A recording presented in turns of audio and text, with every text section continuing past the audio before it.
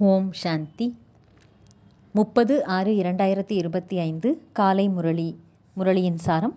இனிமையான குழந்தைகளே, தந்தை உங்களை ஞானத்தின் மூலம் தூய்மையான நறுமணமுள்ள மலராக மாற்ற வந்துள்ளார்.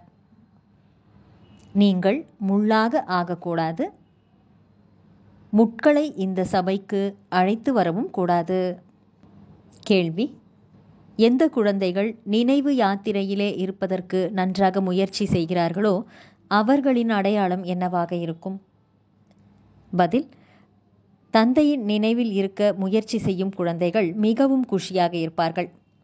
இப்போது நாம் வீட்டுக்கு திரும்பச் சென்று கொண்டிருக்கிறோம் என்று அவர்களுக்கு புத்தியில் இருக்கும். பிறகு நாம் நறுமணமுள்ள மலர்களின் தோட்டத்திற்கு போக வேண்டும். நீங்கள் நினைவு யாத்திரையினால் நறுமணமுள்ளவர்களாக ஆகிறீர்கள் மற்றும் மற்றவர்களையும் அவ்வாறு ஆக்குகிறீர்கள். ஓம் சாந்தி. தோட்டத்தின் முதலாளி அமர்ந்திருக்கின்றார். தோட்டக்காரரும் இருக்கின்றார். மலர்களும் இருக்கின்றன. இது புதிய விஷயம் அல்லவா? யாராவது புதியவர் கேட்டார்கள் என்றால் இவர்கள் என்ன கூறுகிறார்கள் என்பார்கள். தோட்டத்தின் எஜமானர், தோட்டக்காரர், மலர்கள் ஆகிய இவையெல்லாம் என்ன? இப்பேற்பட்ட விஷயங்களை ஒரு பொழுதும் சாஸ்திரங்களில் கேட்கவே இல்லையே. குழந்தைகளாகிய நீங்கள் அறிவீர்கள், தோட்டத்தின் முதலாளியையும் படகோட்டியையும் நினைக்கிறார்கள். இப்பொழுது இங்கிருந்து நம்மை அழைத்துச் செல்ல அவர் இங்கு வந்துள்ளார். நினைவு யாத்திரையில் இருக்க வேண்டும் என்று தந்தை கூறுகிறார். நான் எவ்வளவு தூரம் சென்று கொண்டிருக்கிறேன் என்று உங்களை நீங்களே பாருங்கள். எந்த அளவுக்கு தங்களது சதோபிரதானமான நிலை வரை வந்து சேர்ந்திருக்கிறோம். எந்த அளவு சதோபிரதானமான நிலை அமைந்து கொண்டே போகுமோ நாம் இப்பொழுது திரும்பிக் கொண்டிருக்கிறோம் என்று உணர்வீர்கள். எதுவரை நாம் சேர்ந்திருக்கிறோம்? எல்லாமே நினைவு யாத்திரையை பொறுத்தது. குஷியும் ஏறியிருக்கும். யார் எந்த அளவுக்கு முயற்சி செய்வார்களோ அந்த அளவுக்கு அவருக்குள் குஷி வரும். எப்படி தேர்வின் நாட்கள் வரும்பொழுது நாம் எந்த அளவுக்கு தேர்ச்சி அடைவோம் என்பதை மாணவர்கள் புரிந்து கொண்டு விடுகிறார்கள் அல்லவா? இங்கும் அதே போலத்தான் நான் எந்த அளவு நறுமணமுள்ள மலராக ஆகியுள்ளேன் என்பதை ஒவ்வொரு குழந்தையும் தனக்குத்தானே அறிந்திருப்பார். அது மலர்களின் தோட்டமாகும். முகம்மதியர்கள் கூட கார்டன் ஆஃப் அல்லாஹ், அல்லாவின் தோட்டம் என்று சொல்கிறார்கள். அங்கு ஒரு தோட்டம் இருக்கிறது. யார் அங்கு செல்கிறார்களோ அவர்களுக்கு கடவுள் மலரை தருகிறார் என்று அவர்கள் நினைக்கிறார்கள். மனதில் என்ன விருப்பம் இருக்கிறதோ அதை பூர்த்தி செய்கின்றார். மற்றபடி ஏதோ மலரை எடுத்து கொடுக்கிறார் என்பது அல்ல. எப்படி யாருடைய புத்தியில் தோன்றுகிறதோ அப்படியே சாட்சாத்காரம், அதாவது காட்சிகள் அவர்களுக்கு கிடைத்து விடுகிறது.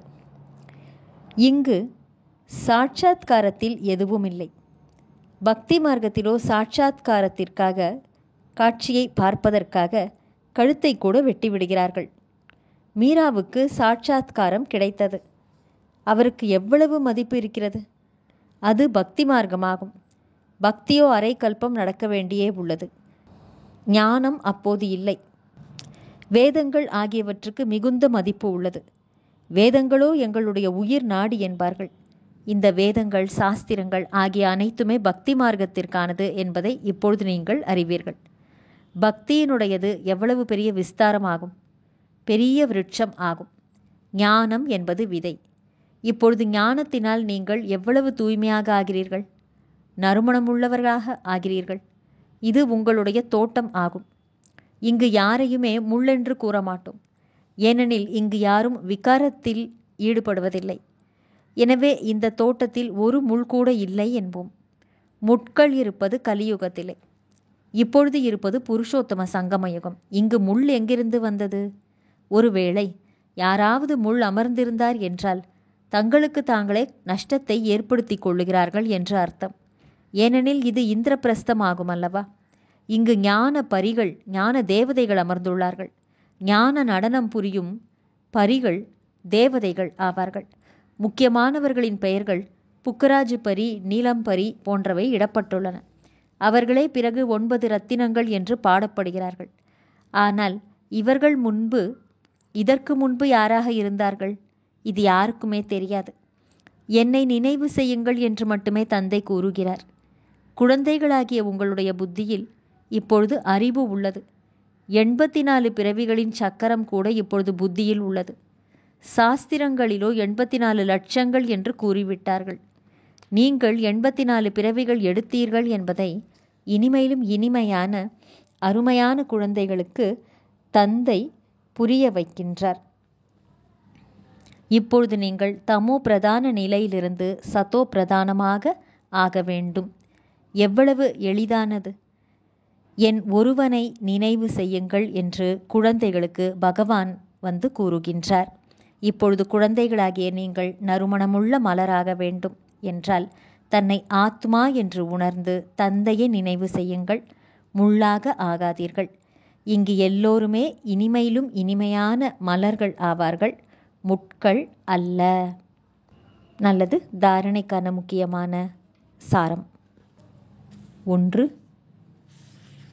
ரூப் வசந்த் ஆகி ஞானம் யோகம் உடையவராகி அழியாத ஞான ரத்தினங்களின் தானம் செய்து மகாதானி ஆக வேண்டும்.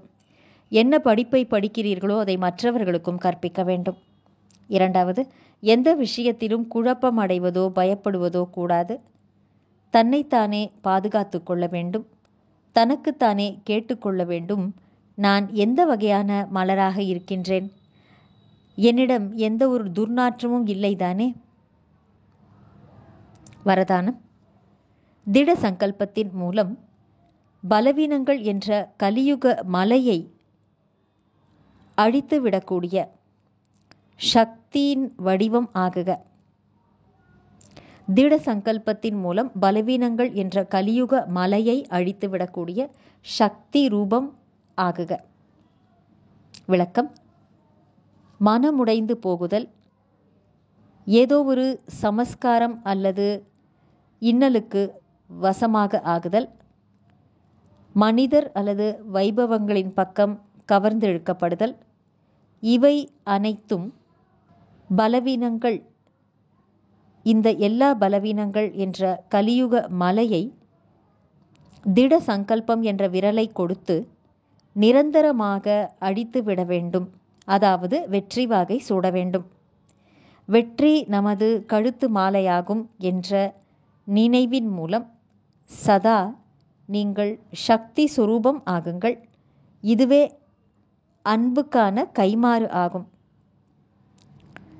எப்படி பிரம்மா பாபா மனோநிலையில் உறுதியான தூணாகி காண்பித்தாரோ அப்படியே தந்தையை பின்பற்றி அனைத்து குணங்களிலும் தூணாக ஆகிவிடுங்கள். ஸ்லோகன். சாதனங்கள் யாவும் சேவைக்காகவே தவிர சுகமான ஓய்வை அனுபவிப்பதற்காக அல்ல. நல்லது. இனிமையிலும் இனிமையான வெகு காலம் கழித்து காணாமல் போய் மீண்டும் தேடி கண்டெடுக்கப்பட்டுள்ள செல்லமான குழந்தைகளுக்கு தாயும் தந்தையுமான பாப்தாதாவின் அன்பான நினைவுகள் மற்றும் காலை வணக்கம். ஆன்மீக குழந்தைகளுக்கு ஆன்மீக தந்தையின் நமஸ்காரம். ஆன்மீக தந்தைக்கு ஆன்மீக குழந்தைகளின் நமஸ்காரம். அவ்யக்த சமிக்கை. ஆன்மீக நிலையில் இருக்கும் பயிற்சி செய்யுங்கள், உள்முகம் ஆகுங்கள். எப்படி ஒரு அணுகுண்டு வீசினால் நாலாபுறமும் அதன் தாக்கம் பரவுகிறதோ அப்படியே அது அணுகுண்டு, இதுவோ ஆன்மீக குண்டு. இதன் தாக்கம் அநேக ஆத்மாக்களை கவர்ந்திழுக்கும்.